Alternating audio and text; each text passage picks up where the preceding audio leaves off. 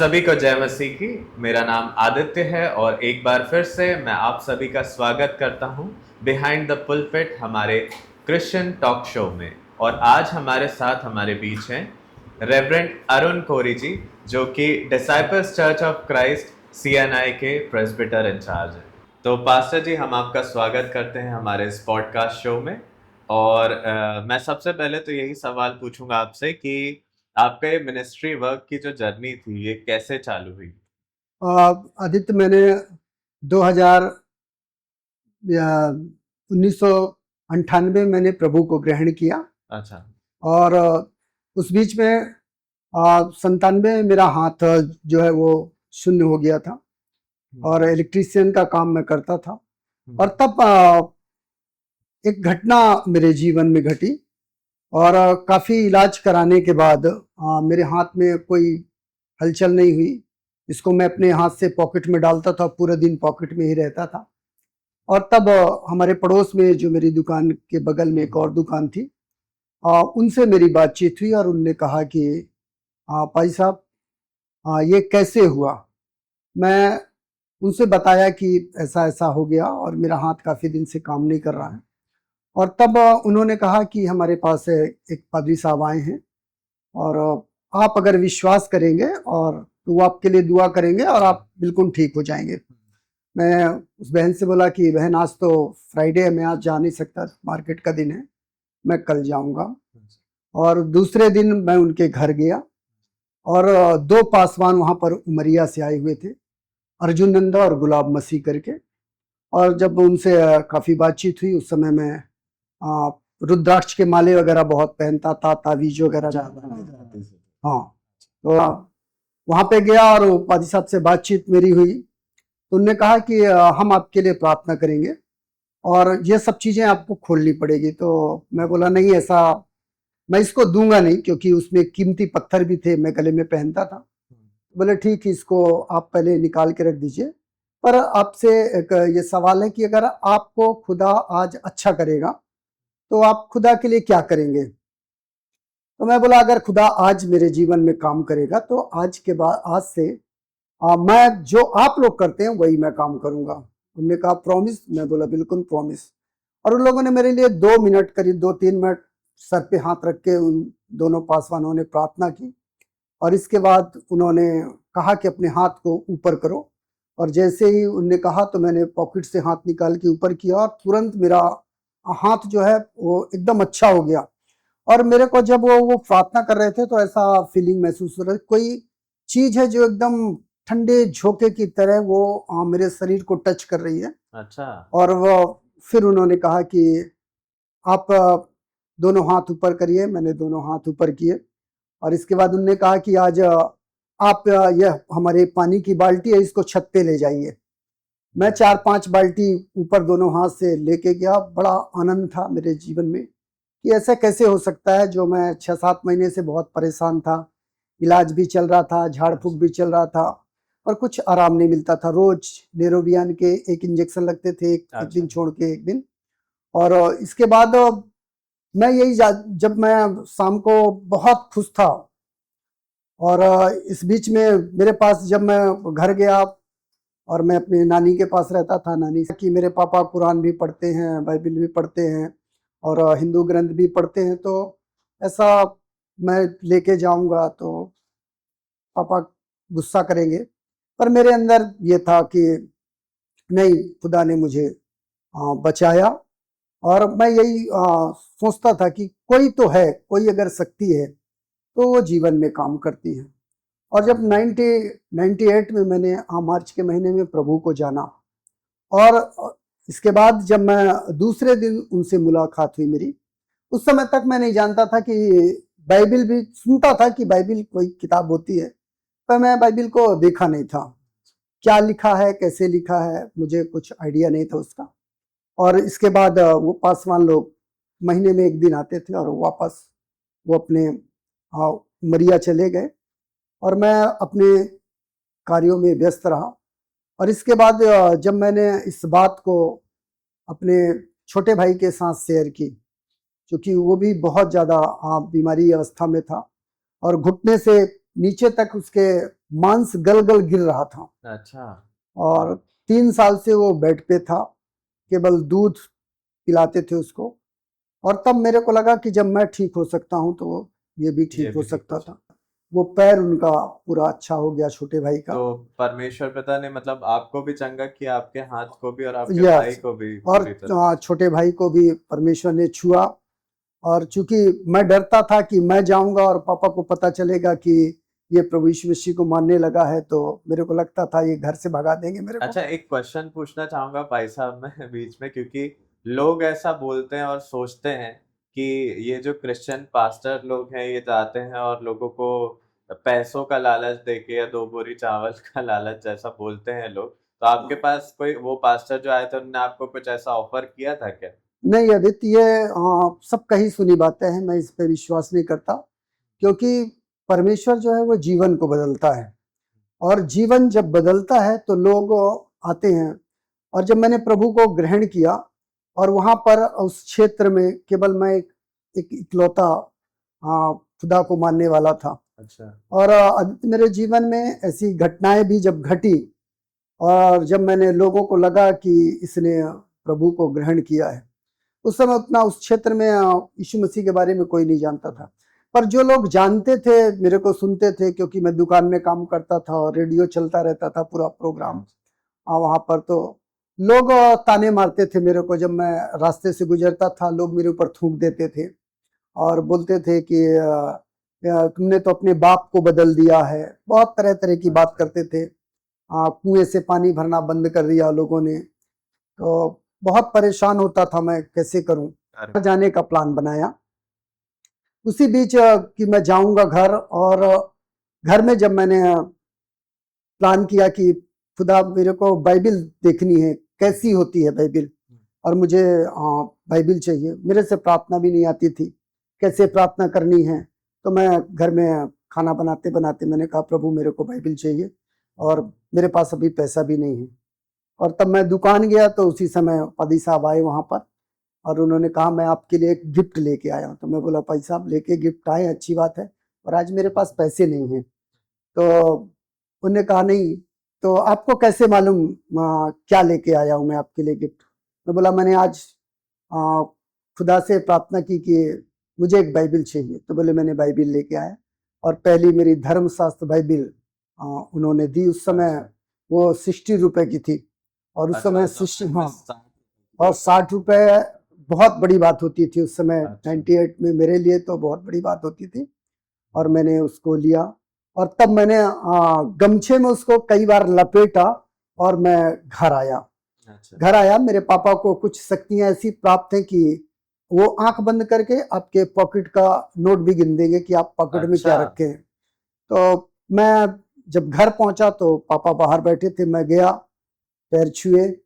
उन्होंने कहा तेरे मन में ऐसा क्यों आया कि तू घर छोड़ के चला जाएगा। तो मैं बोला नहीं पापा, मैं ऐसा कुछ नहीं तुमने तो सोचा कि अगर, तो मैं बोला पापा हाँ, मैंने ये किया कि आप अगर मेरे से बाइबिल को अलग करेंगे तो मैं घर छोड़ के चला जाऊंगा, और फिर मैं कभी घर नहीं आऊंगा। तो उन्होंने कहा नहीं, ऐसी बात नहीं बेटा, एक अच्छे रास्ते को चुना है आपने, मुझे कोई तकलीफ नहीं है, तुम्हारी पर्सनल जिंदगी है, और एक अच्छे रास्ते को आपने अपनाया है। पर मसीह के साथ चलना मतलब कांटों पे चलना है। बहुत सारी समस्याएं आएंगी, कठिनाइयां आएंगी, तो आपको पीछे पलट के नहीं देखना। दुनिया क्या बोलती है उससे आपको कोई मतलब नहीं करना, आप खुदा की ओर चलो। और तब उन्होंने, पापा ने मेरे को नूह के बारे में, अब्राहम के बारे में, मूसा के बारे में, दाऊद के बारे में, सुलेमान के बारे में करीब 2 घंटे तक उन्होंने मुझे टीचिंग दी। आपके फादर जो थे उनको पहले से बाइबिल का ज्ञान, हाँ, बाइबिल का बहुत ज्ञान था। और पापा बताते थे कि जबलपुर से कोई पास्टर ओजे विल्सन जाते थे जब वो छोटे थे। तो अच्छा, तो वो साइकिल से जाते थे, हमारे गांव में जाते थे, और हमारे घर पे ही ठहरते थे, और वहां पर वो सुसमाचार प्रचार करते थे। और उन्होंने पापा को पहले बाइबिल दी थी, तो मैंने कभी देखा नहीं था पापा के पास, पर पापा उसको पढ़ते थे। अच्छा। और तब मैं वापस जब अपने घर आया, जहाँ पे काम करता था नानी के गांव में, और वहां पर मैंने रहना शुरू किया। और जब मेरा छोटा भाई अच्छा हुआ, मेरे से पहले वो बाइबिल कॉलेज चला गया, अरे वाह। और मेरे सामने एक समस्या थी, काफी दिन बीत गया, करीब 2 साल बीत गए और मैंने को लगा कि मैं काम तो कर रहा हूँ, पर मैंने जो खुदा से प्रॉमिस किया था उस पे पीछे हूँ। क्योंकि घर में कमाने वाला मैं ही था। आ, तो पापा को बोला मैं बाइबिल कॉलेज जाना चाहता हूँ, पर कभी दुआ भी नहीं बनती थी। ऐसे आंख बंद करके प्रार्थना करना है, जो मन में आए वो प्रार्थना करना है। और उस बीच मैंने 2 अनाथ जो गरीब बच्चे थे उनको भी, छोटे बच्चों को रख लिया था। अच्छा। तो उनकी भी परवरिश की, नानी अकेले है तो साथ में उनके साथ में रहता था। तो पास्टर जी, आपने जब बताया कि आपका इस प्रकार से तिरस्कार किया जाता था गांव के लोगों के द्वारा, जब आप फेथ में नए नए आए थे, प्रभु यीशु मसीह को आपने अपनाया था, तो लोग आप पे थूका करते थे और मतलब जहां से भी आप गुजरते थे आपको बुरा भला बोला होगा उन्होंने। तो इन चीजों पे आपके परिवार के लोगों का क्या रिएक्शन था जब उन्हें पहले पता चला था कि आपने प्रभु यीशु मसीह को अपना लिया? और तब आदित्य, मेरे पापा ने कहा कि वापस आप घर आ जाओ और घर पे, यहाँ पे रहकर आप खुदा का काम कर सकते हो, अपना व्यापार यहाँ पे करो, अपने पास सब चीजें व्यवस्थित हैं।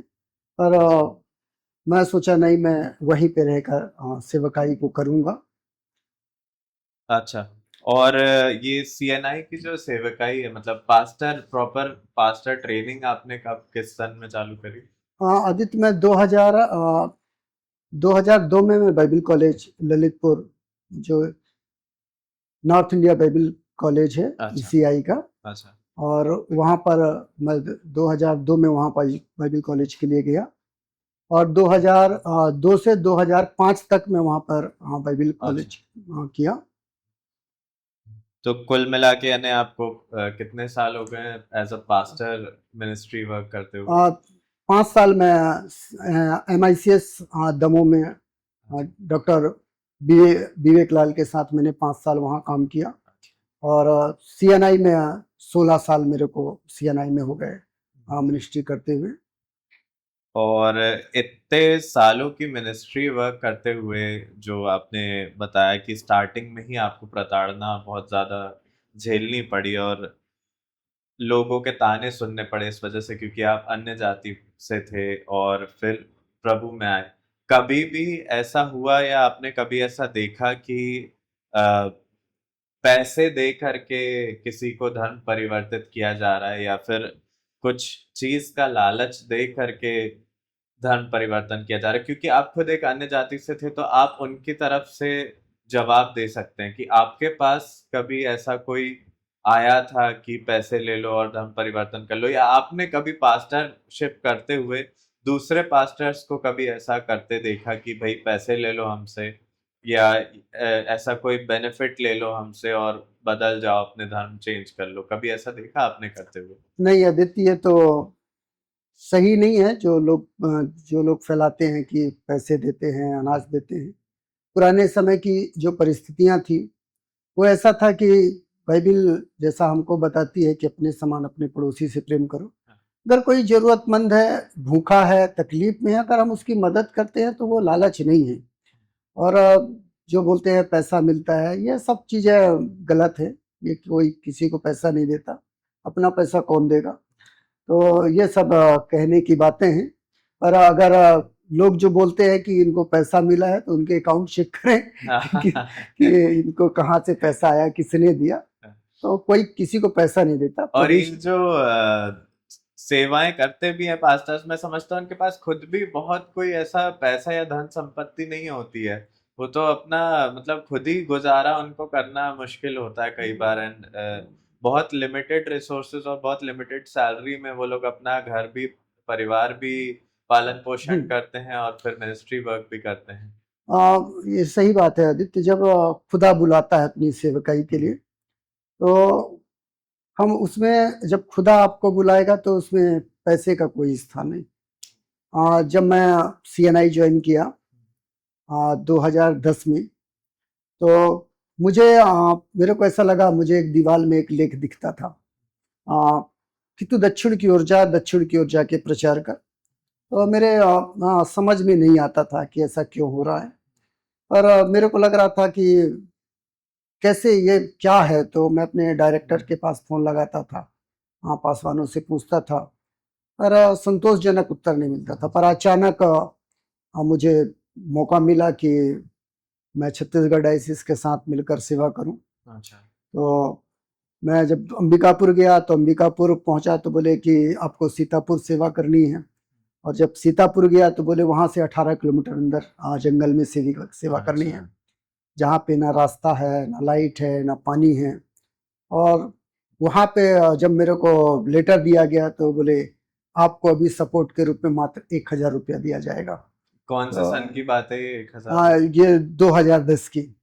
मतलब 1000 की बहुत कोई वैल्यू नहीं हाँ, हुआ करती थी उस और टाइम पे। उस समय मेरे पास एक बेटी थी, पत्नी थी, और मेरे को भाई साहब जो छोड़ने गए थे तो उनने कहा अभी ये घर बैठे यहाँ पे भी तुमको अच्छा सपोर्ट मिल रहा है, 15,000 रुपये तुमको घर बैठे मिल रहा है, खेती बाड़ी भी देख रहे हो, दुकान देख रहे हो, तो इतने में नहीं वापस चलो। मैं बोला नहीं, खुदा अगर लेकर आया है तो खुदा अपने काम को पूरा करेगा। मैं यही सवाल पूछना चाह रहा था आपसे कि जब एक पास्टर बनने के लिए या मिनिस्ट्री वर्क करने के लिए कोई डिसाइड करता है अपने मन में, तो उसके घर वालों के मन में भी और उसके मन में भी ये सवाल तो आता ही होगा कि पैसे कहाँ से आएंगे, क्योंकि हर चीज़ तो ट्रैवल करना है, कहीं जाना है आपको प्रचार करने, या कोई भी कार्य करना, कुछ खरीदना है या खाना खाना है, अपना परिवार देखना, बहुत सारे खर्चे होते हैं एक इंसान के। तो ये क्या माइंडसेट हो जाता है आपका उस वक्त जब आप सोचते हो कि मैं मिनिस्ट्री वर्क करूंगा, प्रभु की सेवकाई करूंगा, कि आप सोचते ही नहीं हो उस बारे में कि मेरी नौकरी कैसे चलेगी और मेरा घर का रख रखाव कैसे चलेगा? आदित्य, जहाँ पर जॉब और सेवा दोनों फर्क है। जॉब हम पैसे के लिए करते हैं, और खुदा की सेवकाई वो दिल से होती है। और जब दिल से खुदा की सेवा होती है तो उस पर पैसा मायने नहीं रखता। बाइबल को जब हम पढ़ते हैं, खुदा को करीब से जानते हैं, तो परमेश्वर कहता सारी व्यवस्था मेरा काम है। परमेश्वर हर एक को भूखा उठाता जरूर है पर भूखा सुलाता नहीं। और जितना हम पैसे के करीब जाते उतना पैसा दूर जाता है। और हम इस बात को, इस सच्चाई को नकार नहीं सकते कि कितना भी आप इकट्ठा कर लो, कुछ भी साथ नहीं जाएगा। तो पैसा, सेवकाई में पैसा मायने नहीं रखता, पर हर एक के लिए अलग अलग मायने हैं। कई लोग सेवकाई में आते हैं पैसे के लिए आते हैं, पर हर एक का अलग अलग विचार होता है। पर मैं जहाँ तक सोचता हूँ, खुदा अपने बच्चों को सर्वश्रेष्ठ देता है और किसी भली वस्तु की घटी नहीं होने देता। तो जो कुछ है हम उसी में संतुष्ट हैं। मैंने पर्सनली ये चीज़ देखी है पास्टर जी कि कई सारे पास्टर्स हैं जो इस पास्टरशिप को एक जॉब की तरह देखते हैं। कि पहले ज़माने में बोला जाता था कि कहीं जॉब नहीं मिल रही, कुछ नहीं कर रहा, तो पास्टर बना दो लड़के को। तो आज भी क्या आपने मतलब अपने 20 साल के जर्नी में देखा है ये चीज़ कि कई लोग हैं जो सिर्फ इसलिए मिनिस्ट्री वर्क में उतरते हैं क्योंकि उनको परमेश्वर की ओर से कॉलिंग है, बुलाहट है उस चीज़ की, और कई लोग हैं जो केवल उसको एक जॉब के तरह एक्सेप्ट करते हैं कि हमको ये काम करना है पास्टर होने का? हाँ आदित्य, बुलाहट एक अलग है। जब बुलाहट आपको खुदा बुलाता है तो आप हर काम को छोड़ के खुदा के पीछे चलते हैं, और जब बुलाहट नहीं होती तो सफलता नहीं मिलती। बाइबल कॉलेज में बहुत सारे बच्चे लोग जाते हैं, भाई लोग, बहन लोग जाते हैं, 150 200 शुरू में जाते हैं तो 150 200 लोग रहते हैं। पर वो ट्रेनिंग पीरियड में पूरे कोर्स कंप्लीट करते करते पता चला 5 या 7 बजते हैं वहाँ पर। अच्छा। तो जब तक खुदा की बुलाहट नहीं है आप सेवा नहीं कर सेवा सकते। नहीं कर हाँ, सकते। सीएनआई के पास्टर्स के बारे में यदि मैं पूछूं तो एक सीएनआई के पास्टर की लाइफ कैसी होती है? मतलब आप लोग को चर्च के तरफ से सैलरी मिलती है? जी ज़रूर। ये तो है कि हमको एक सपोर्ट के रूप में एक अमाउंट मिलता है, अच्छा। और जितना भी मिलता है हम उसमें संतुष्ट रहते हैं। सेवकाई में जैसा मैंने बताया कि हम उस पर डिमांड नहीं कर सकते कि हमको इतना चाहिए, क्योंकि अगर हम पैसे की डिमांड करें तो सेवा नहीं करें। सेवा मतलब परेशानी, समस्याएं, कठिनाइयाँ, विपत्तियाँ। कई बार ऐसा होता है हमारे जीवन में कि बच्चे जिद करते हैं पापा ये चाहिए ये चाहिए, और हम उनको भी उपलब्ध नहीं करा पाते। पर प्रार्थना के साथ हम उन चीज़ों को रखते हैं, बच्चों को समझाते, नहीं बेटा अभी समय ठीक नहीं है, परमेश्वर प्रबंध करेगा, और फिर हम उन चीज़ों को काफ़ी देर में उपलब्ध करा पाते हैं। पर परमेश्वर व्यवस्था करता है। तो जो कोई भी संस्थाएं उद्धार नहीं देगी, उद्धार यीशु मसीह देता है, और यीशु मसीह के पीछे चलने से बहुत सारी आशीषें हैं। ये मैंने अपने जीवन में महसूस किया है।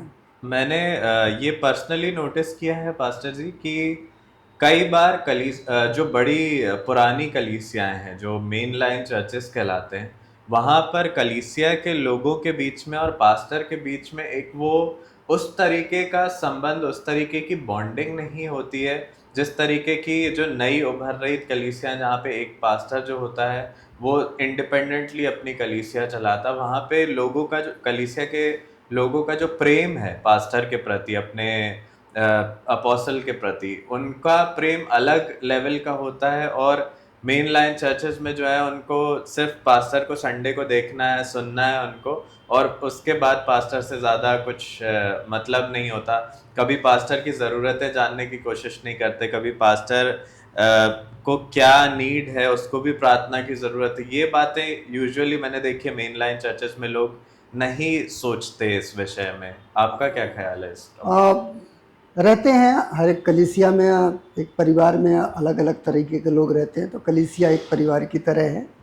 और आदित्य उसमें यह है कि हर एक के विचार एक से नहीं होते ना।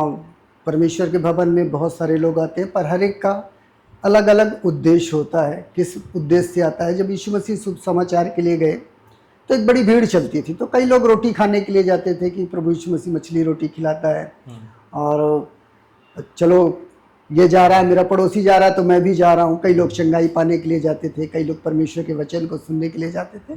तो हर एक का अलग अलग उद्देश्य है। और मेनलाइन चर्च कहें या दूसरे चर्चों में देखें तो आज के समय में लोगों की जो धारणा हो गई है कि हम सब कुछ जानते हैं।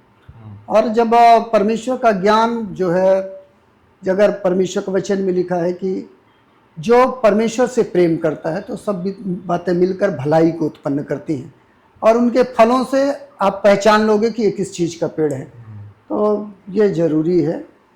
तो सीएनआई में सर्व करते हुए कभी इतने सालों में, 20 साल के आपकी मिनिस्ट्री वर्क में, कभी ऐसा कोई क्षण, कभी ऐसा कोई टाइम आया आपके लाइफ में कि आपको लगा कि नहीं यार अब बहुत हो गया है, अब मेरे से झेला नहीं जा रहा, अब मैं मतलब परेशान हो चुका हूँ कि अब नहीं करूँगा मैं मिनिस्ट्री? जरूर आदित्य, जब आप सोचो जहाँ पे भी हम हैं, मैं बड़ी बड़ी कलीसियाओं में भी, सेंट पॉल रायपुर में भी मैंने 2 साल वहाँ पर काम किया। चूँकि मैं कभी बड़ा पद नहीं चाहता था। मेरा उद्देश्य था कि मैं छोटे पद पे रहकर मेरे को खुदा का काम करना है, मुझे इंचार्जशिप नहीं लेना है। और 16 साल इतना प्रयास किया लोगों ने कि इंचार्जशिप संभाले, पर मैं बोला नहीं, मैं छोटे पद में ठीक हूँ। क्योंकि मेरे को लगता था बहुत ज़्यादा समस्याएं हैं, गड़बड़ियाँ होती हैं, तो मुझे खुदा के काम से मतलब है, मुझे पद नहीं चाहिए। और ऐसी परिस्थिति यहाँ पर आकर कि मुझे बड़ा पद संभालना पड़ा। और चुनौतियाँ तो बहुत हैं, हर एक को खुश नहीं कर सकते, तरह तरह की लोग बातें करते हैं। तो उसमें यह है कि अपन, परमेश्वर का वचन कहता है कि क्या तुम नहीं जानते कि तुम परमेश्वर के मंदिर हो, परमेश्वर का आत्मा तुम में वास करता है। तो हम उसके अंदर खुदा के आत्मा को देखते हैं, और इसलिए हमको तो सबके साथ प्रेम करना है। कभी ऐसा हुआ आपके साथ कि कलीसिया के लोगों ने भी आके आपसे कुछ मतलब बहुत बदतमीजी कर दी हो और आप उस चीज़ को बहुत समय लगा हो प्रभु में माफ़ करने में? ऐसा तो नहीं है आदित्य, बदतमीजी तो बहुत करते हैं, और एक जगह नहीं, ये 20-22 साल की मिनिस्ट्री मैंने कई जगह ऐसा देखा। पर जितने दूसरे लोग क्या कहना चाहिए, दूसरे लोग जितना दोष नहीं लगाते उतना अपने लोग लगाते हैं। पर लोगों को बाद में समझ में आता है कि ये कैसे है इनका जीवन। और जब हम किसी चीज़ को किसी के सामने हमारी ज़रूरतों को हम रखते हैं, तो उसमें गड़बड़ियाँ ये होती हैं कि जब हम किसी चीज़ को मांगते हैं किसी से कि हमारे पास ये नहीं है, तो वहीं से मिनिस्ट्री समाप्त होती है हमारी, क्योंकि हम खुदा की सेवा के लिए अपने परिवार को, अपने घरवार को छोड़ा खुदा की सेवा के लिए। तो जो सारी सृष्टि को चलाता है वो हमारी आवश्यकताओं को पूरा करेगा। तो हमेशा कई बार ऐसा होता है कि पासवान जो होता है वो दूसरे से कहता है मेरे पास ये नहीं है, और वो उसकी मदद करते हैं। जितनी मदद नहीं करेंगे वो 50 लोगों को बोलेंगे अरे पादरी के पास ये नहीं था तो हमने दिया। तो अगर हम खुदा की सेवा में हैं तो हमको खुदा पे भरोसा रखना है और जो कुछ है उसी में संतुष्ट रहना। तो समस्याएं तो आएंगी, चुनौतियां हैं, बहस भी होती है, पर बाइबिल हमको बताती है कि हमको माफ़ करना है। अगर उनके जैसे हम भी बदतमीजी करेंगे या बहस करेंगे तो फिर उनमें हम में कोई फ़र्क नहीं, तो हमको माफ़ करना है क्योंकि प्रभु यीशु मसीह ने माफ़ किया। तो मतलब एक पास्टर का जीवन कुल मिला के ऐसा हो जाता है कि वो अपनी ज़रूरतें किसी को बता नहीं सकता, क्योंकि उसका भरोसा परमेश्वर है तो परमेश्वर देगा, लेकिन बताता है तो लोग उसका काम तो कर देते हैं लेकिन फिर 10 जगह बताते भी हैं कि हमने ये दिलाया पास्टर, या कई लोग ये भी बोल देते हैं कि वो पास्टर तो बहुत मांगता है, या वो पास्टर ये मुंह खोल के मांगता है पैसा, या मुंह खोल के अपनी ज़रूरत की चीज़ें मांगता है। तो पास्टर यानी दोनों तरफ से फंसा हुआ है कि मांगे तो भी बुरा, नहीं मांगे तो भी ज़रूरतें पूरी नहीं हो रही या हो रही हैं, लेकिन उस कभी कभी इमरजेंसी केस आ जाता है, कभी कभी जैसे परिवार में कुछ बीमारी हो गया कोई, या फिर कोई ऐसी आवश्यकता आ गई पैसे की, बच्चों की फीस देनी है, ये सारी चीज़ें, तो पास्टर करे तो करे क्या ऐसी सिचुएशन में, ये वाली सिचुएशन आ जाती। तो लोगों को आप क्या कहना चाहेंगे कलीसिया के कि वो किस प्रकार से पास्टर के प्रति अपने हृदय को परिवर्तित करे? देखिए आदित्य, हम खुदा की सेवा के लिए हैं। ज़रूरतें तो हैं, संसार में है तो धन की ज़रूरत पड़ती है। पर एक बात मैंने अपने जीवन में सीखा है कि जो कुछ पौलुस कहता है, जो कुछ आपके पास है उसी में आप संतुष्ट हो। हमेशा अपने से ना छोटों को देख के जियो तो आसानी से जीवन जी सकते हो। आप अपने से बड़ों को देखकर अगर जीवन जिएंगे तो वो बहुत मुश्किल होता है, क्योंकि जब हम अपने से बड़ों को देखकर जीते हैं तो लगता है ये भी हमारे पास हो, ये भी हमारे पास हो, ये भी हमारे पास हो, तो उससे लालसाएं बढ़ती हैं, और जब पैसे नहीं होते तो गलत तरीके से हम पैसे को अर्जित करते हैं। पर हमेशा अपने से छोटों को देखकर आप जियो कि अरे इनके पास तो खाने को भी नहीं है, कम से कम हमारे पास खाने के लिए है, तो उससे अच्छी ज़िंदगी है मेरी। इनके पास रहने के लिए घर नहीं है, हमारे पास कम से कम छत तो है। तो हमेशा अपने छोटों को देख के जिए तो जीवन आसान लगता है उसमें। तो पास्टर जी, आपने जैसा कि पहले बताया कि आप इससे पहले छत्तीसगढ़ डायसिस में थे, और छत्तीसगढ़ में आपने काफ़ी साल परमेश्वर पिता की सेवा की। तो छत्तीसगढ़ का आपका एक्सपीरियंस और यहाँ की कलीसिया के एक्सपीरियंस में कोई डिफरेंस आपको समझ में आया? आदित्य, जो छत्तीसगढ़ में मैं ज़्यादातर इंटीरियर में मिनिस्ट्री करना शुरू किया, और अंबिकापुर के बहुत सारी जगहों पे मैंने काम किया। बलरामपुर, करचा, भंडरिया, सीतापुर, मैनपाट और रताखांड, दमगढ़ा। तो लगभग मैंने 17 कलीसिया वहाँ पर, कई एक जो चर्च थे मिशनरियों के जाने के बाद वो चर्च बंद थे, लोगों ने उसमें जानवर बांधना बंद उपयोग करना शुरू कर दिया था। तो कई एक चर्चों को हम दोनों पति पत्नी जाते थे, क्योंकि इंटीरियर में थे तो साधन भी कोई नहीं था, पैदल चलना है। अच्छा। तो हम बच्चे को पीठ में बांधते और दोनों पति पत्नी पैदल जहाँ शाम हो जाती थी तो वहाँ पे आराधना करते, फिर रात में वहाँ ठहरते, फिर दूसरे दिन सुबह अलग दूसरे गांव में जाके, और लोगों का उत्साह, अद्भुत चिन्ह चमत्कार परमेश्वर ने किया, बीमारों को परमेश्वर ने चंगाई दी। और तब हम लोगों ने वहाँ पर 17 जगह पर हमने काम स्टार्ट किया, और घरों पे जगह नहीं होती थी, इतनी भीड़ होती थी, पेड़ों के नीचे बैठकर आराधना करते थे। और एक पैसे तो नहीं होते थे, लोगों के पास साधन तो नहीं थे, पर सुकून था, ऐसा लगता था हमने खुदा के लिए कुछ किया। तो सरगुजा के जगह में मैंने 17 जगह काम शुरू किया, और वहाँ से आने के बाद अभी 2-3 जगह बचा है, बाकी तो बंद हो गया, पर कलीसियाएँ वहाँ पर स्थापित हैं। तो ये जो कलीसियाएँ आपने स्थापित की, तो लोग जो आते थे वो वचन के वजह से आते थे कि आप कुछ लालच उनको देते थे, या कोई पैसा देते थे, या चावल की बोरियां देते थे? वहाँ पे जो लोग, ज़्यादातर लोग आते थे अपनी समस्याओं को लेके, बीमारियों को लेके, कठिनाइयों को लेके, और वो उनके अंदर जो एक दो तो लोग चंगाई को प्राप्त किया, और मैं वहाँ पे था जहाँ पे मुझे रखा गया था। दमगढ़ा एक जगह थी, और वहाँ पे उस क्षेत्र में हाथी बहुत आता था। अच्छा। और उनने कहा कि पादरी को ये गांव के किनारे कमरा दे दो। तो गांव के किनारे मुझे 2 कमरों का एक घर दिया गया उनने, और हाथी दीवार के बगल से गुजरता था। अच्छा। और 100 50 के झुंड में हाथी गुजरता था। अरे बाप। तो बहुत मुश्किल होता था वहाँ पर। तो वहाँ पे जब मैंने रहना शुरू किया तो लोग बोलते थे कि ये किनारे है और सबसे पहले हाथी इसी को हमला करेगा, और बहुत हमले करते थे। हाथी पकड़ता था, मार देता था लोगों का। अरे बाप रे। पर जब हम दोनों पति पत्नी प्रार्थना करते थे वहाँ पर, और यही सोचते थे कि आज का दिन हमारे लिए आखिरी दिन हो सकता है, तो हम क्यों ना खुदा की सेवा करें, और खुदा लेके आया वही रक्षा करेगा। तो जब से मैं वहाँ पे 2010 में जब गया वहाँ पर, तो जैसे ही गया मैं वहाँ पर, हम लोगों ने प्रेयर शुरू की। कोई भी विश्वासी नहीं थे, हम दोनों ही थे। तो जब हम वहाँ पे प्रेयर करना शुरू किया, और जब से गए तो हाथी आना बंद हो गया वहाँ पे। अच्छा है। तो हाथी आता जरूर था, पर वो किसी को नुकसान नहीं पहुँचाता था, निकल जाता था। तो लोग बोलते थे कि हाथी आया, हाथी आया। तो मैं बोलता था दिखता नहीं है, तुम लोग ज़बरदस्ती ऐसे बोलते हो। तो एक दिन अचानक 3 बजे आ गया घर के सामने। अच्छा। तो सब डर, वहाँ पे ऐसा है कि हाथी आया मतलब घर छोड़ के, बच्चों को छोड़ के लोग भाग जाते हैं।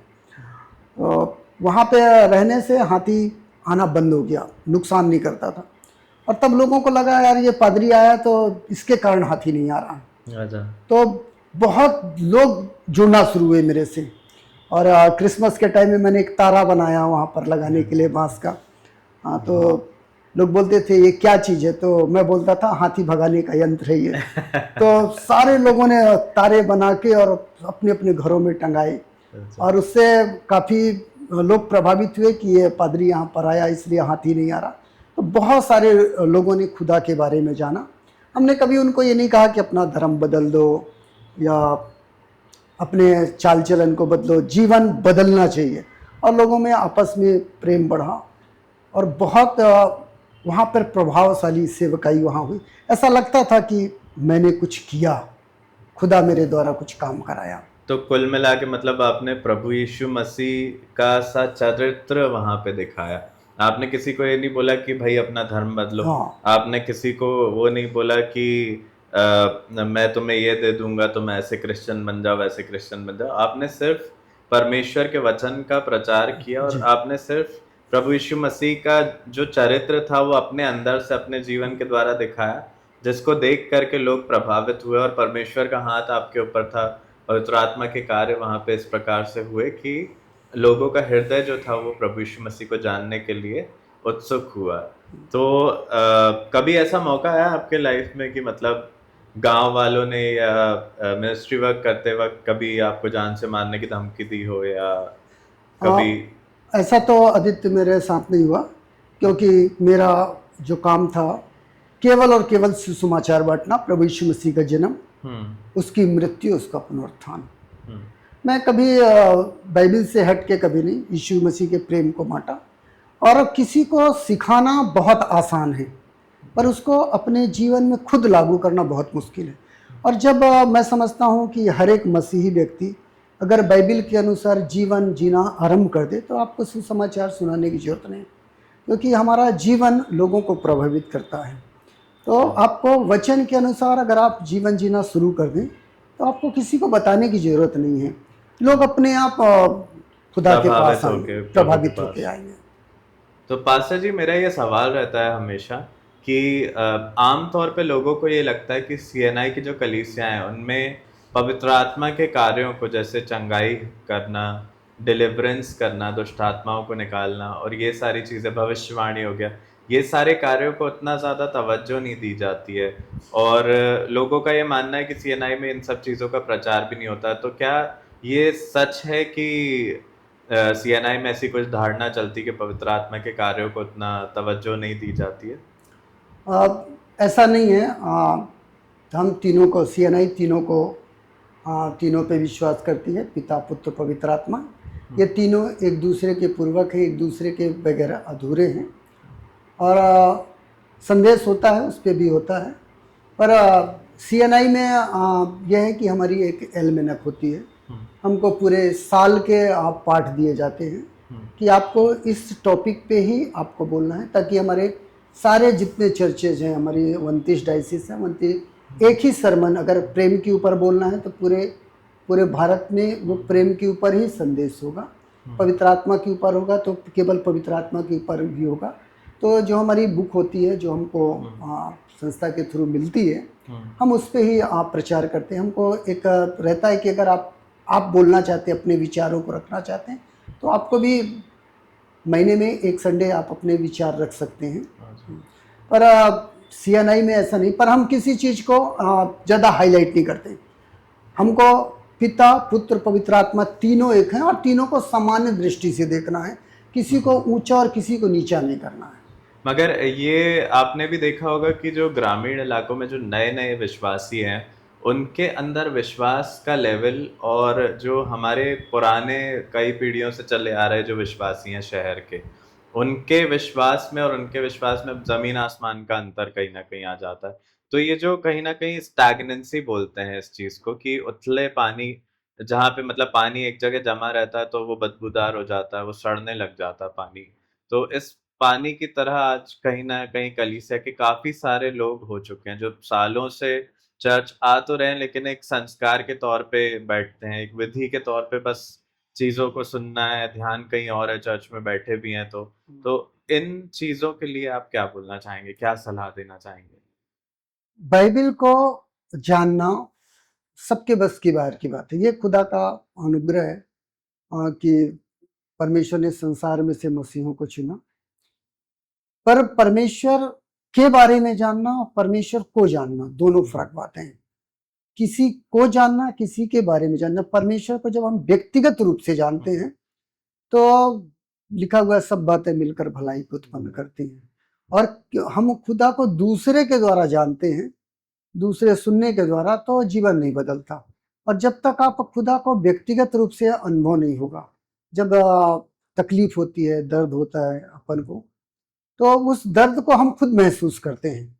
दूसरे को अगर बताएंगे दर्द हो रहा है तो वो हल्के मिलेगा, पर जब आप खुद उस दर्द को महसूस करेंगे तो एक अलग प्रभाव आपको महसूस होगा कि हाँ, दर्द क्या चीज़ होता है। तो जो नए विश्वासी होते हैं या जिन्होंने खुदा के बारे में सुना, तो उसमें बहुत सारे लोग जो हैं वो बैक हो जाते हैं, जो चंगाई प्राप्त करते हैं, जो थोड़ी सी सताव आया वो वापस चले जाते हैं।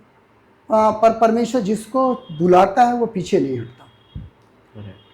जो केवल चंगाई पाने और केवल किसी चीज़ के से नजात पाने को आते हैं, वो लोग अपनी चंगाई को रिसीव करते हैं, आशीष को रिसीव करते हैं, फिर उसके बाद धीरे धीरे उनका रुझान अलग होने लगता है, उनका इंटरेस्ट खत्म होने लग जाता है परमेश्वर के प्रति, तो वो अलग हो जाते हैं।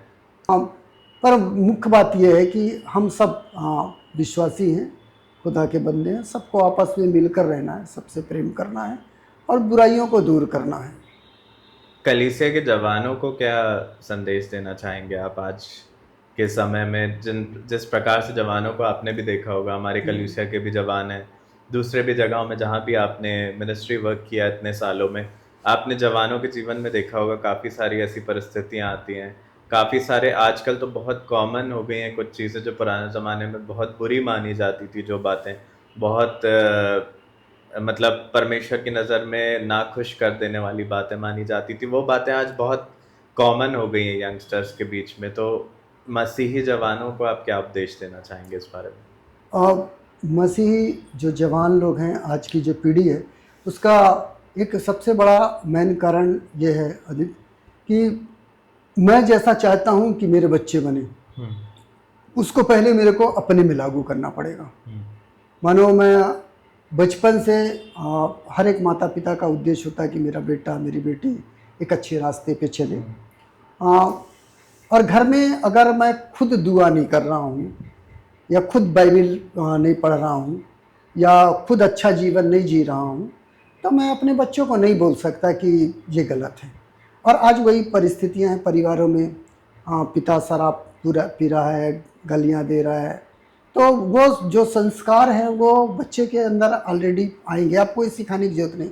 पर अगर आप कई एक परिवारों को देखो कि आप वो घर पे बैठ के दुआ कर रहे हैं, वचन पढ़ रहे हैं, पूरी फैमिली के साथ एक साथ बैठ के आप प्रार्थना कर रहे हैं, वो आप जब ऐसा करेंगे तो धीरे धीरे बच्चों के जीवन में वो संस्कार आते हैं। और ये सबसे बड़ी कमी है कि जो प्रार्थना की वेदी परिवारों से हट गई है।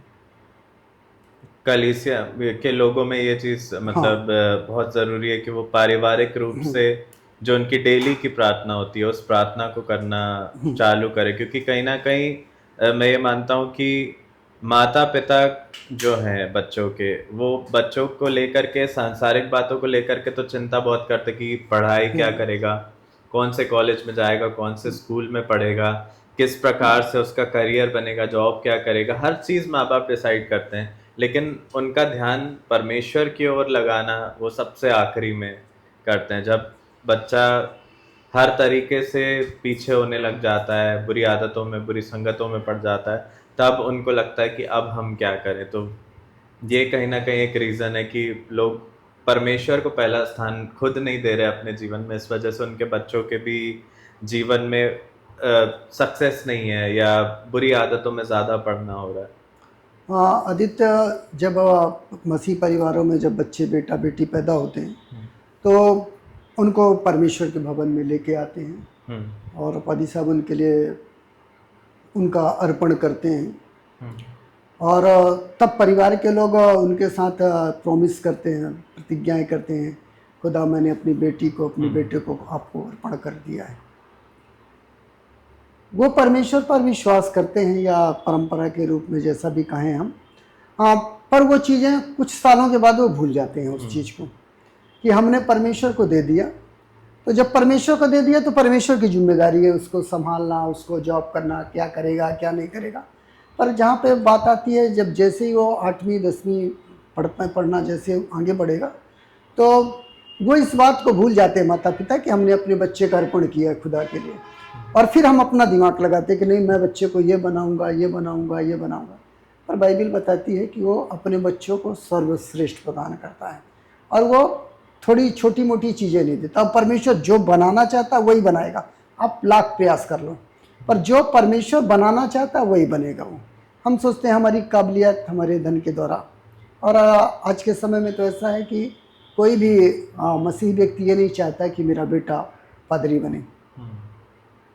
और कई बार हमारे सामने भी आता है ये प्रश्न कि आप अपने बच्चों को क्या बनाएंगे।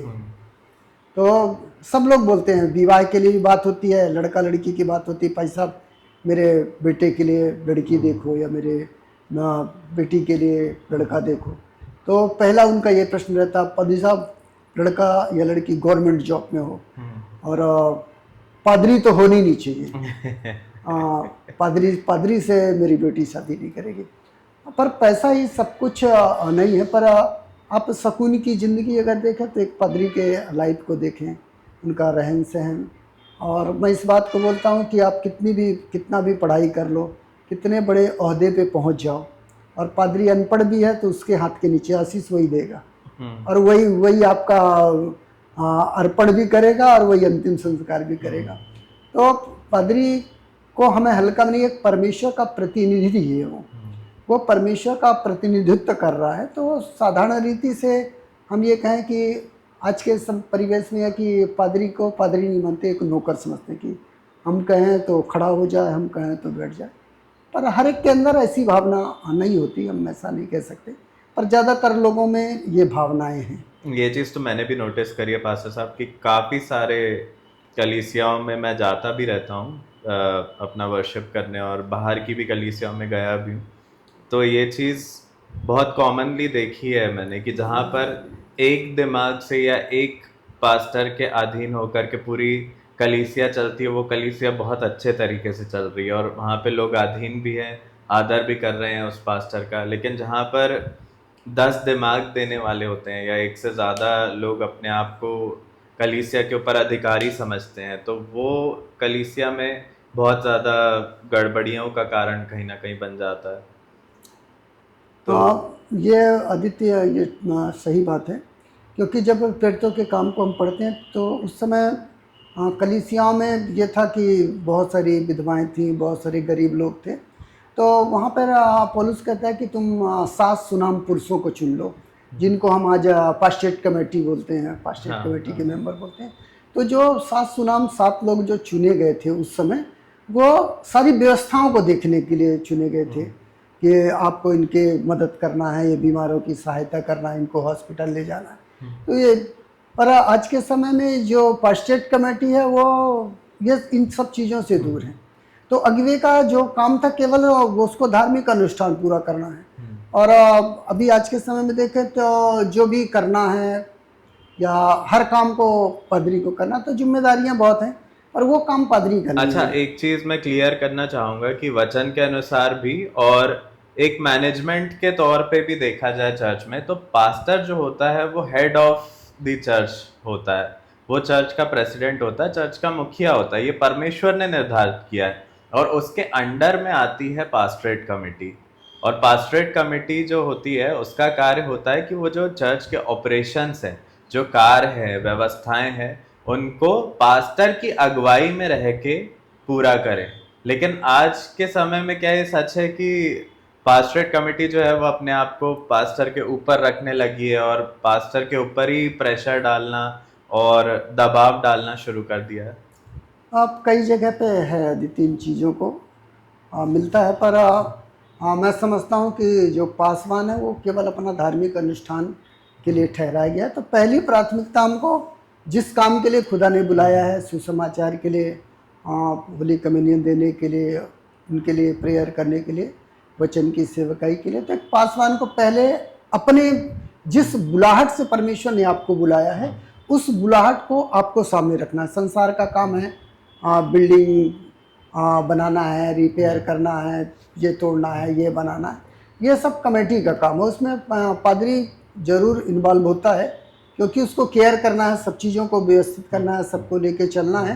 पर ज़्यादातर पासवानों को इन सब चीज़ों में इन्वॉल्व नहीं होना है, बहुत कम होना है। आप केयर करिए, देखिए, पर आपको जिसके लिए परमेश्वर ने आपको बुलाया है, ठहराया है, वो काम आपको पहले प्राथमिकता देनी है उसको। पास्टर जी, क्या आपको ये नहीं लगता कि जो इन पदों पे चुने जाते हैं, जो चर्च को मैनेजमेंट करने का, जैसे सेक्रेटरी होते हैं, ट्रेजरर होते हैं, और पास्टरेट कमेटी में जो लोग चुने जाते हैं जो चर्च के अन्य कार्यों को देखते हैं, उन लोगों को सबसे पहले चुनने के जो एलिजिबिलिटी क्राइटेरिया सेट करना चाहिए कि क्या वो उनका जीवन सच में प्रभु में रहा है, या क्या वो परमेश्वर में सही रीति से चल रहे हैं, परमेश्वर के आत्मा के चलाए चल रहे हैं, ताकि वो उन कार्यों को उसी गंभीरता से और उसी वचन के अनुसार करें, सांसारिक तरीके से और फायदा उठाने वाले तरीके से, या उसमें कहीं ना कहीं सांसारिक सोच को ना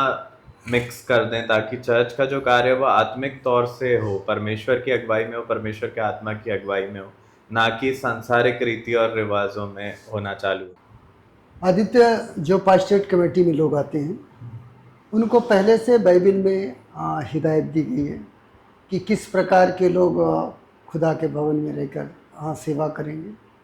उनके अंदर पियक्कड़पन, लुचपन और किसी चीज़ का लालच नहीं करना, वो सारी तीमुथियुस की पत्री में 3 अध्याय में उसका जिक्र मिलता है और तीतुस में हमको बाइबल में मिलता है।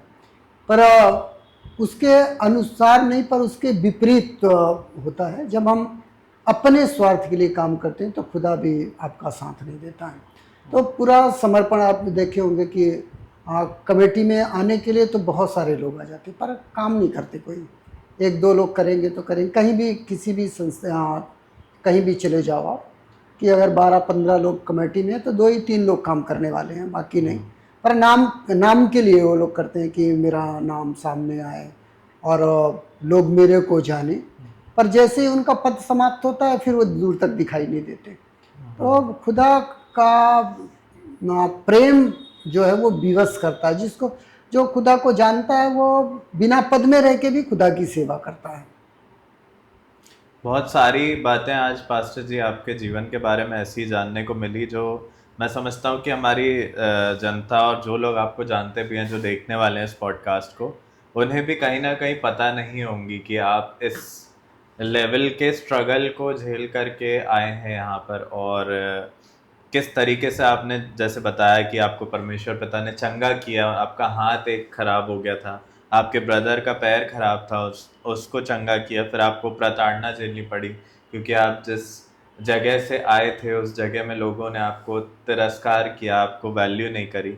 तो ये जो 20 साल का आपका जो एक्सपीरियंस है, ये जो मिनिस्ट्री वर्क का जो समय आपने बताया, कई बार आपने तो वो चीजें झेली हैं, लेकिन लोग उस चीज को समझ नहीं पाते क्योंकि वो तो केवल आपको एक चर्च के पास्टर के रूप में देख रहे हैं, पासबान के रूप में देख रहे हैं। तो आप कलीसिया के लोगों को क्या सलाह देना चाहोगे कि वो कैसे पास्टर के प्रति अपने हृदय को थोड़ा-सा सेंसिटिव बनाएँ, थोड़ा-सा परिवर्तित करें ताकि चर्च का जो अ, कार्य है, चर्च का जो सारा हैंडल करने की चीज़ें हैं, चर्च का जो आत्मिक तौर पे तो आप कलीसिया की अ, गाइडेंस और लीड कर रहे हैं कलीसिया को, उनके लिए प्रार्थना कर रहे हैं, उनके सारे जो परमेश्वर की सेवाएँ एक पास्टर करता है, वो सारी चीज़ें तो कर रहे हैं। लेकिन कलीसिया का क्या दायित्व है और क्या ज़िम्मेदारी होती है पास्टर के प्रति और अपनी कलीसिया के प्रति, आप उनको क्या सलाह देना चाहेंगे? मैं तो ये कहूँगा कि हर एक कलीसिया का की जो जिम्मेदारी है वो पहले की अपने पादरी की चिंता करें, उनके लिए प्रार्थनाएं करें। क्योंकि कई बार ऐसा होता है कि जब कोई बीमार होता है और हम नहीं पहुंच पाते, लेट हो जाते हैं, या हमको जानकारी नहीं मिलती, हमको डायरेक्ट नहीं बताते, बाद में किसी ने बताया कि फलाने व्यक्ति की तबीयत खराब है, तो हम जाते हैं। और जब जाते हैं तो वो गुस्सा करते, अरे भाई साहब इतने दिन से हम बीमार हैं और आप इतने देर में आए, हमको सूचना नहीं मिली। पर वही बात अगर देखें कि पादरी अगर बीमार है तो कोई पूछने कोई नहीं पूछने आता। नहीं आता। और हम तो इस बात को मानते हैं कि जो कुछ हम चाहते हैं कि लोग हमारे साथ करें, हमको वैसे ही उनके साथ प्रेम करना है। और अगुआ जो है वो आपके हर एक कार्यों में खड़ा होता है, तो आपको उसके साथ खड़े होना, उसका सहयोग करना, क्योंकि उसने अपना परिवार, अपना घर बार, अपने रिश्तेदार सबको छोड़कर वो खुदा की सेवा के लिए आया है। और इसलिए उसका अगर सपोर्ट करेंगे तो वो अच्छे से सेवकाई को कर सकता है। कहीं ना कहीं ये परमेश्वर के प्रति भी उनकी पहली सेवा है कि मतलब आप बोल रहे हो कि आप परमेश्वर से आज अगर जैसे मैंने देखा पास्टर लोग प्रेयर करते टाइम, जब प्रीच करते टाइम कलीसिया के लोगों को बोलते हैं कि परमेश्वर से कौन कौन प्रेम करता है, तो सब कलीसिया के लोग हाथ उठाते हैं कि हम प्रेम करते हैं, हम प्रेम करते हैं। लेकिन परमेश्वर का वचन वही ये कहता है कि यदि तू कहता है कि मैं परमेश्वर से प्रेम करता हूँ लेकिन तू अपने ही लोगों को वो प्रेम जता नहीं पा रहा है, तो फिर काहे का परमेश्वर से प्रेम करता है। तो ये चीज़ कहीं ना कहीं आपस का प्रेम कलीसिया के लोगों में और जो अनुग्रह होता है परमेश्वर का, लोग अपने आप को के लिए जब माफी मांगना चाहते हैं परमेश्वर से, तो वो हजारों बार परमेश्वर के आगे गिड़गिड़ा लेते हैं, माफी मांग लेते हैं, लेकिन वही जब बात आपस में एक दूसरे को क्षमा करने की, आपस में एक दूसरे को प्रेम करने की बात आती है, तो वहां पे लोग चूक जाते हैं। क्या है, बाइबिल को पढ़ना एक अलग बात है, संदेश सुनना, गीत गाना, ये एक अलग बात है। पर व्यक्तिगत रूप से जब तक मैं जो कुछ पढ़ रहा हूँ उसे मैं अपने जीवन में लागू नहीं करूँगा, तब तक मैं किसी को कितना भी अच्छा संदेश दूँ तो वो प्रभाव रहित होगा। पीढ़ियां गुजर गई संदेश सुनते, गीत गाते, पर जीवन जहाँ था वही है, हम आगे बढ़ नहीं पाए। और उसका यही कारण है कि सबसे ज्यादा हमारे झगड़े जो हैं वो पड़ोसी के साथ है, चाहे वो कोई भी हो, चाहे अपना परिवार का हो, समाज का हो या गैर समाज का हो, पर सबसे ज्यादा जो हमारे झगड़े हैं वो पड़ोसियों के साथ हैं। तो प्रभु यीशु मसीह ने यही कहा कि अपने समान अपने पड़ोसी से प्रेम कर। और जब हम अपने पड़ोसी से अपने समान प्रेम करेंगे तो सारी गिले शिकवे दूर हो जाएंगे और सब आपस में प्रेम से रहेंगे। इस चीज की शुरुआत कहाँ से करें लोग, मतलब कैसे अपने इस चीज को सुधारें कि आपस के प्रेम को वापस से और मेल मिलाप को है उसको वापस से ठीक करें और आपस में एक दूसरे के साथ सही व्यवहार करें, ताकि परमेश्वर उनके जीवन में भी वो कार्य कर सके जो कार्य बड़ी बड़ी कलीसियाओं में परमेश्वर करता है। हाँ, इसकी शुरुआत तो हमको स्वयं से करनी पड़ेगी। हम किसी को कहें कि ये ठीक नहीं है, ये सुधर जाए सुधर जाए, वो नहीं हो। हमको या जो सुधारने का काम है या अच्छे जीवन की चाह रखनी है तो मुझे उसको अपने से शुरू करना है। हम भी कलीसिया में पासवान हूँ, बहुत सारे लोग आते हैं, बदतमीजी करते हैं, फिर भी अगर हमको पता चलता है कि उसकी तबीयत खराब है तो हम जाते हैं उनके पास। और जब जाते हैं, इसके बाद वो आके फिर बहस करता है, इसके बाद फिर जाते हैं, उसके परिवार में समस्याएं होती हैं तो हम जाते हैं उनके परिवार में। तो कई बार हम जाते हैं तो तब भी घर पे भी हमको सुनाते हैं, फिर तीसरी बार अगर ऐसा होता तब भी हम उनके घर जाते हैं। तो ये कहीं ना कहीं उनके जीवन को बदलने का वो होता है कि हमने पादरी को इतना बोला, इतना भला बुरा कहा, और इसके बाद भी हमारे ऊपर समस्या आई तो पादरी आकर हमारे लिए प्रार्थना कर रहा है। तो वो 2-3 बार अगर हम ऐसा करेंगे तो अपने आप उसका जीवन प्रभावित होगा। लोगों के गुस्से और लोगों की फ्रस्ट्रेशन को हम परमेश्वर के प्रेम से ही जीत सकते हैं। हाँ। मतलब कि आपस में मतलब माफ करें और ज्यादा, एक दूसरे की सह लें और ज्यादा। जवानों में भाई साहब मैंने ये देखा है कॉमनली कि जब नया नया प्रभु में आना चालू करते, प्रभु में बढ़ना चालू करते हैं, प्रभु में रहते तो कई सारे जवान बचपन से ही हैं, लेकिन जब दुआ प्रार्थना करना और परमेश्वर के बारे में जानना और परमेश्वर को जानना पर्सनली जब शुरू करते हैं तो वो एक सीधी खरी चाल चलना चालू कर देते हैं और प्रभु में आके सीधा चलना चालू कर देते हैं, सीधे रास्तों पे अपने आप को पवित्रताई के जीवन में बढ़ाना शुरू कर देते हैं। लेकिन तब सबसे पहली चीज जो उनको विपरीत दिशा से अटैक करती है वो है स्पिरिचुअल सुपीरियोरिटी, कि वो फिर अपने आप को बाकी सब से सुपीरियर समझने लगते हैं कहीं ना कहीं, और दूसरों के पाप ज्यादा देखने लग जाते हैं कि उनको ये भूल जाते हैं कि वो कितने पापों को क्षमा करवा के आए हैं परमेश्वर के पास, और दूसरों को जज करना। कई बार मैंने देखा जवानों को कि वो अपने कलीसिया के बुजुर्गों को जज करते हैं, लोगों को जज करते हैं कि ये तो ऐसा है, वो तो वैसा है, बुराइयां करना चालू कर देते हैं कि अरे इनको भी हमारी तरह प्रार्थना में आना चाहिए, अरे इनको भी हमारी तरह वर्शिप करना चाहिए। कई बार तो मैंने देखा जवानों को कि वो पास्टर्स को भी जज करने लग जाते हैं कि ये पास्टर ऐसा है, वो पास्टर का जीवन वैसा है, वो पास्टर तो ऐसा था, उसने ये कर दिया, उसने वो कर दिया। तो जवानों का इस प्रकार की जो सोच है, उन लोगों को आप क्या सलाह देना चाहेंगे? मैं तो जवानों को यही कहना चाहता हूँ कि मसीही जीवन जो है वो संतुलित जीवन है। आपको ना ज़्यादा ऊपर उठना है और ना ज़्यादा नीचे डाउन जीना, आपको संतुलित जीवन जीना है। और जब आप संतुलित जीवन जिएंगे, और मैं न्यायी नहीं हूँ ना, किसी का मैं न्यायी नहीं, न्यायी परमेश्वर है। आप जैसा कार्य करेंगे उसका प्रतिफल आपको देगा परमेश्वर, और फिर मैं दोष लगाने वाला कौन हूँ ना। तो परमेश्वर सब कुछ देखता है। हम लोगों को दिखाने के लिए, आज जैसे हम जैसे रास्ते में गुजरते हैं, कई एक जवान दिखते हैं कि सिगरेट पी रहे हैं या नशे में हैं, तो वो देखते हैं कि पादरी आ रहा है तो रास्ता बदल ले रहे हैं, आदर कर रहे हैं, जैसा भी है। हम भी नज़र पड़ जाती है कि हाँ फला है, पर अपन उसको नहीं बोलते कि कैसे हो, कल क्या कर रहे थे, हम डांटते नहीं उसको। वो उसको एहसास हो कि ये पादरी जो है मेरे बारे में जानता है। तो जब हम उसकी किसी को अगर बोले, काने को अगर बोल देंगे कि तू ये काना है, तो वो रूठ जाएगा हमसे ना। और उससे हम पूछे कि क्यों ऐसा कर रहे हो, तो हम प्यार से ही लोगों को समझा सकते हैं। गुस्से से या ताड़ना से हम किसी को सुधार नहीं सकते। बहुत अच्छा लगा पास्टर जी आपके बारे में जान के, आपकी लाइफ की जर्नी के बारे में जान के। और यही हमारे पॉडकास्ट का जो उद्देश्य था चालू करने का, वो ये था कि कलीसिया के जो लोग हैं वो पास्टर के जीवन को जान पाएं कि उन्होंने कैसे अपने लाइफ में स्ट्रगल करके ये पास्टरशिप को अभी तक संभाले हुए इतने सालों तक। मतलब आप कहीं ना कहीं ऐसी परिस्थितियों से गुजरे हैं जिसमें आम व्यक्ति जो होता वो उन परिस्थितियों में टूट करके कहीं ना कहीं पीछे हट जाता, लेकिन आपने इतने सालों तक अपनी पास्टरशिप को थामे रखा, अपनी मिनिस्ट्री वर्क को थामे रखा और परमेश्वर की सेवा में लगे रहे। इसलिए हम चाहते थे कि लोग जाने आपकी जर्नी के बारे में, और कलीसिया के लोगों में आज जो पास्टर के प्रति बिहेवियर है, पास्टर के प्रति जो हृदय है, वो थोड़ा परिवर्तित होने पाए और बदलने पाए। इसलिए बहुत अच्छा लगा आपसे ये सारी बातें जानकर। तो मैं आशा करता हूँ कि आज के हमारे इस पॉडकास्ट टॉक शो के द्वारा हमारे जो दर्शक हैं, हमें जो देखने वाले लोग हैं, उन्हें कुछ ना कुछ बातें सीखने को मिली होंगी परमेश्वर पिता की ओर से।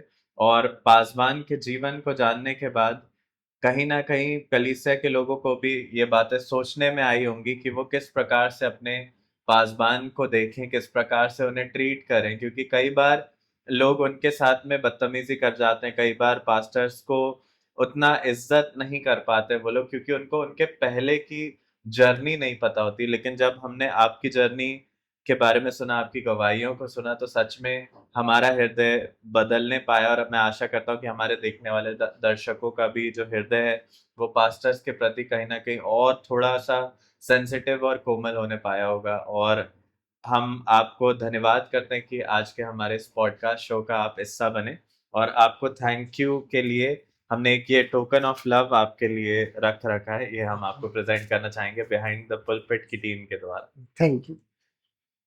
आप सभी को जय मसीह की। मैं आदित्य एक बार फिर से behind the pulpit talk show की ओर से आप सभी के सामने हूँ, और मैं आशा करता हूँ कि आपने हमें मिस किया होगा, क्योंकि हम बीते 2 मंथ से अपने पॉडकास्ट को अपलोड नहीं कर पा रहे थे, क्योंकि कुछ टेक्निकल इश्यूज थे जिनके वजह से हमारे पॉडकास्ट को टेलीकास्ट करने में हमें डिले आया, और हमारी टीम जो थी वो भी क्रिसमस सीजन एंड जनवरी का जो न्यू ईयर चालू हो गया था उस वजह से थोड़ा सा अपने पर्सनल कमिटमेंट्स के वजह से बिजी थी। और जिन पासबानों को और जिन परमेश्वर के दासों को हमने अपने मध्य में इनवाइट किया, उन लोगों का भी कुछ अपने पर्सनल कमिटमेंट्स थे, क्योंकि क्रिसमस और न्यू ईयर के टाइम पास्टर्स के लिए और चर्च के लीडर्स के लिए काफ़ी ज़्यादा बिजी हो जाता है। इस वजह से हमारा अपलोडिंग थोड़ा सा डिले हुआ, मगर हम आशा करते हैं कि आने वाला जो एपिसोड है वो आप ज़रूर देखेंगे और अपने प्रियजनों के साथ उसे शेयर करेंगे। और आने वाले समय में हम आपके बीच में और भी अच्छे-अच्छे परमेश्वर के दासों की लाइफ की जर्नी को लेकर के, उनकी गवाहियों को लेकर के, और उनके परमेश्वर के वचन के जो प्रचार हैं, उनको लेकर के आपके मध्य में आने वाले हैं।